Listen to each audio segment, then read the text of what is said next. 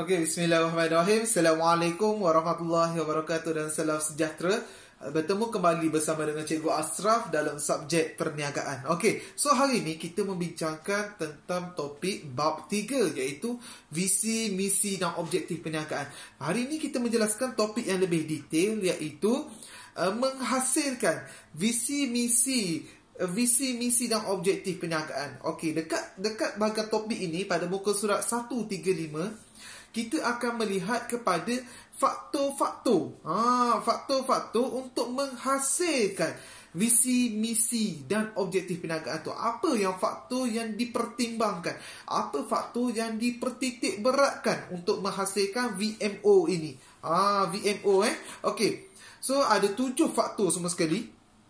7 faktor. Faktor pertama iaitu titik pulang modal, TPM. Faktor kedua, pertumbuhan perniagaan. Faktor ketiga, maksimumkan perniagaan.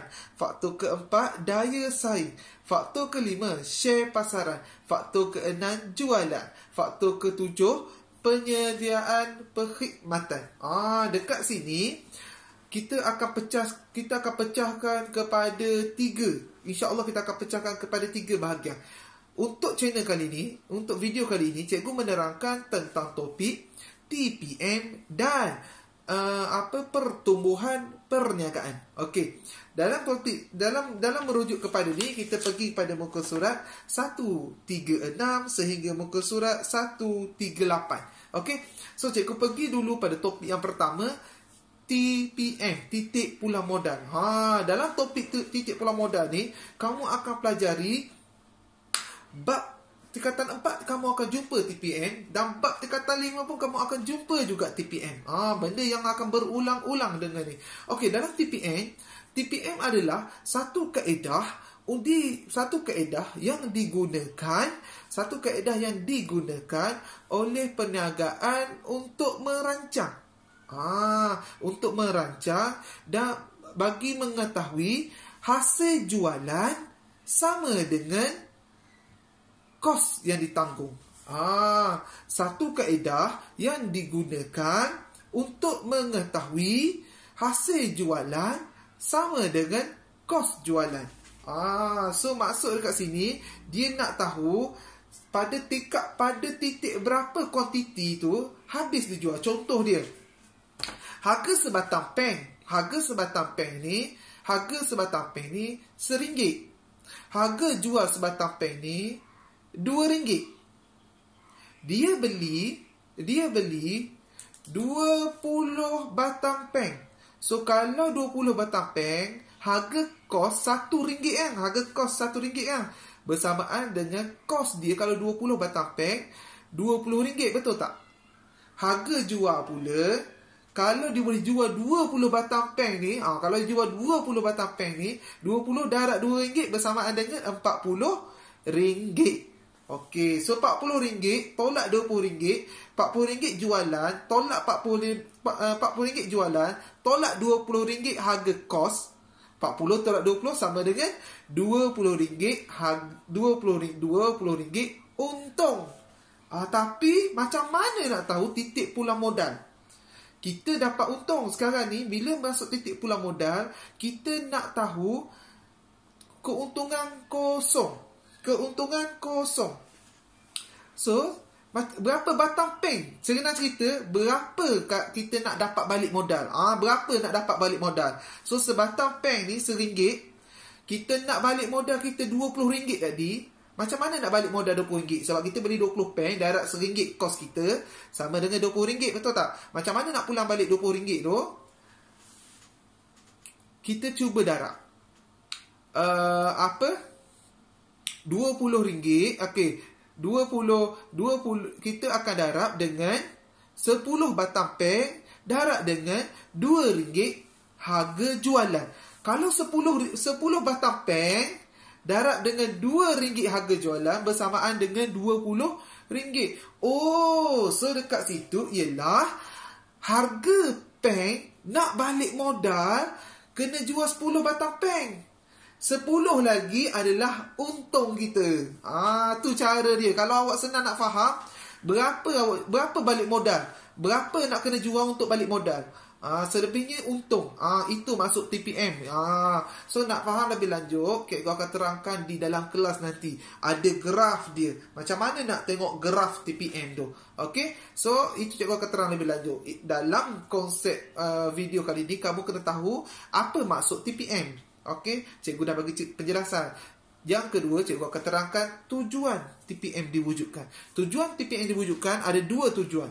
Yang pertama ialah memastikan perniagaan tersebut kekal dalam perniagaan. Memastikan perniagaan tersebut kekal dalam pasaran perniagaan. Yang kedua ialah sebagai asas ukuran. Okey, yang kedua sebagai asas ukuran untuk mengetahui perniagaan boleh diteruskan atau kena stop. Sebelum kita buat bisnes ni, sebelum kita run bisnes kita, sebelum kita pergi menjual, kita akan buat analisis. So bila buat analisis, kita akan buat analisis TPM ni. So dekat situ kita boleh lihat, bisnes ni boleh diteruskan ke ataupun kita kena stop kat sini sebab dia tak laku pun, orang tak nak beli pun. Dekat situlah maksud dia. So ada 2 tujuan. Tujuan pertama untuk terus kekal dalam perniagaan. Tujuan kedua sebagai asas ukuran untuk menilai perniagaan tersebut boleh diteruskan atau tidak.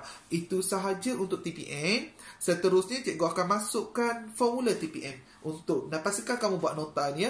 Formula TPM ialah TPM sama dengan TPM sama dengan kos tetap bahagi harga tolak kos berubah seunit. So ini cikgu akan ajar lagi dalam kelas. Jangan risau untuk TPM. Ni just kamu nak faham formula sahaja. Okey, dan cikgu akan terangkan dalam WhatsApp group nanti bagaimana cara nak kira TPM. Okey, so cikgu masuk kepada muka surat topik yang seterusnya, iaitu pertumbuhan perniagaan. Okey, apa itu pertumbuhan perniagaan anak-anak? Okey, dalam pertumbuhan perniagaan ini, ia merujuk kepada hasil perniagaan, hasil yang meningkat dari semasa ke semasa. Okey, pertumbuhan perniagaan ni hasil yang meningkat dari semasa ke semasa untuk mencapai matlamat perniagaan, Okey, so dekat sini pertumbuhan perniagaan ni merupakan asas kepada perkembangan perniagaan. Bila hasil tu meningkat selalu, kita ada duit. Dia adalah asas untuk kembangkan perniagaan. Apa maksud kembangkan perniagaan? Maksud kembangkan perniagaan ni, mungkin kita nak buka cawangan baru. Mungkin kita nak buat produk baru. Itu maksud saya. So dekat sini, bagaimana cara nak meningkatkan lagi hasil jualan tu? Okey, ada 2 langkah cara nak meningkatkan hasil jualan tu. Langkah yang pertama, merancang membuka cawangan baru. So dekat sini cikgu akan terangkan, iaitu huraiannya ialah cara nak buka cawangan baru. Hasil jualan kamu dah ada hasil jualan sekarang ni. Bila hasil jualan kamu meningkat, kamu pun ada keuntungan yang meningkat. Bila ada keuntungan meningkat tu, kamu simpan duit keuntungan tu. Kamu gunakan duit keuntungan tu untuk melabur sebagai modal pelaburan untuk membuka cawangan baru. Buka kedai baru. Nampak tak kat situ? Hasil jualan ada. Bila ada hasil jualan, mesti ada untung. Ada untung, kamu guna sikit duit untung tu, kamu buka untuk kedai baru kamu. So itu. Bila kita buka kedai, kita dah ada kedai dekat Gelang Patah contoh. Buka lagi kedai dekat Skudai. Nampak tak? Agak-agak duit jualan kita sama ke ataupun semakin meningkat? Mestilah semakin meningkat. Sebab Gelang Patah cover orang Gelang Patah. Area Skudai cover area orang Skudai. Itu maksudnya. Okey. So seterusnya, bila dah buka cawangan, orang makin kenal tak? Buka cawangan dekat sini, buka pula cawangan dekat sini, orang makin kenal tak? Orang akan makin kenal. So bila orang makin kenal, dia akan meningkatkan imej perniagaan. So ingat, buka cawangan baru. Bila buka cawangan baru, imej perniagaan pun makin meningkat. Okey, isi yang kedua, faktor yang kedua nak merancang untuk meningkatkan hasil jualan ni apa? Menambah memperbesarkan perniagaan. Tadi buka cawangan baru. Yang kedua, memperbesarkan perniagaan sedia ada. Bagaimana nak membesarkan perniagaan sedia ada? Kamu perlu menambah kualiti, menambah kuantiti jualan produk kamu. So menambahkan kuantiti jualan produk kamu. Daripada biasa buat, mungkin setiap hari kalau kamu penjual donat, okey, kamu buka kedai donat King ke apa ke, biasa jualan kedai kamu sekadar kamu produce mungkin dalam 1,000 satu hari. Tapi kamu lebih proaktif, progresif buat jualan, kamu tambah 2,000 satu hari. Bila tambah kuantiti produk, makanya jualan pun akan semakin meningkat. Okey, so bila jualan semakin meningkat, kamu mempunyai keyakinan tinggi untuk melabur lagi banyak duit dekat situ. So itu saja daripada cikgu untuk penerangan hari ini. Konklusinya ialah cikgu menerangkan kepada kamu hari ini 2 topik, iaitu dalam topik faktor yang dipertimbangkan untuk menghasilkan VMO ada 7 faktor. Hari ini kita menerangkan 2 faktor saja, iaitu TPM dan pertumbuhan perniagaan. Dalam TPM ni anak-anak, kamu telah belajar apa maksud TPM, iaitu satu kaedah untuk melihat jualan sama, harga hasil jualan sama dengan kos yang ditanggung. Lepas tu kamu belajar juga tujuan TPM dibuat. Ada 2 tujuan. Okey, satu untuk melihat perniagaan diteruskan, yang kedua sebagai asas ukuran. Lepas tu kamu lihat pula formula TPM, betul tak?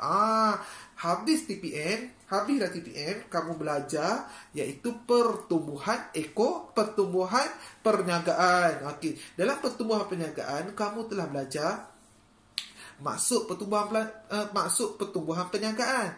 Lepas tu kau belajar juga 2 faktor yang dipertimbang, 2 faktor untuk meningkatkan hasil jualan kamu. Apa 2 faktor tu? Iaitu merancang membuka cawangan baru, dan yang kedua membesarkan perniagaan kamu dengan menambahkan kuantiti perniagaan. So itu sahaja daripada cikgu untuk penerangan kali ini. Video yang seterusnya cikgu akan menerangkan tentang daya saing yang terdapat 5 poin di situ. So nanti video seterusnya cikgu akan terampas tersebut. Sekian, terima kasih. Cikgu Ashraf, Guru Perniagaan. Assalamualaikum dan salam sejahtera.